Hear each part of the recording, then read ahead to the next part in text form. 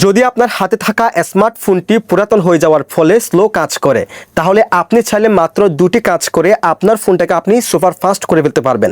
কি সে কাজ আপনাদেরকে দেখিয়ে দিচ্ছি। অবশ্যই পেজটিকে ফলো করে রাখবেন, ভিডিওটি শেয়ার করে দিয়ে অন্যকে দেখার সুযোগ করে দিবেন।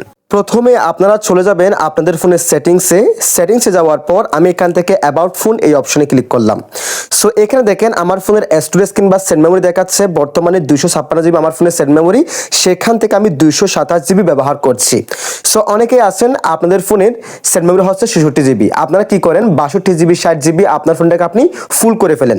সো আপনারা কি করবেন, আপনার ফোনের সেট মেমোরি যত জিবি সেখান থেকে আপনি সব সময় 8-10 জিবি আপনি খালি রেখে আপনার ফোনটাকে আপনি ব্যবহার করবেন। দ্বিতীয়ত আপনি যে কাজটি করবেন, এই কাজটি করার পর যদি আপনার কাজ না হয়, এরপর থেকে আপনি এখানে এসে সার্চ বারে যাবেন, সার্চ বারে এসে সার্চ করবেন রিসেট লিখে সার্চ করে দেওয়ার পর এখান থেকে ফ্যাক্টরি রিসেট এই অপশনে ক্লিক করে দিবেন। দেন এখান থেকে ইরিস অল ডাটা এই অপশনে ক্লিক করবেন। এরপরে আপনার ফোনটি অটোমেটিক্যালি বন্ধ হয়ে যাবে এবং অটোমেটিক্যালি কিছুক্ষণ পর খুলবে। একদম আপনার ফোনটি নতুন অবস্থা আপনি যেরকম নিয়েছেন সেরকম কিন্তু আপনার ফোনটি চালু হবে।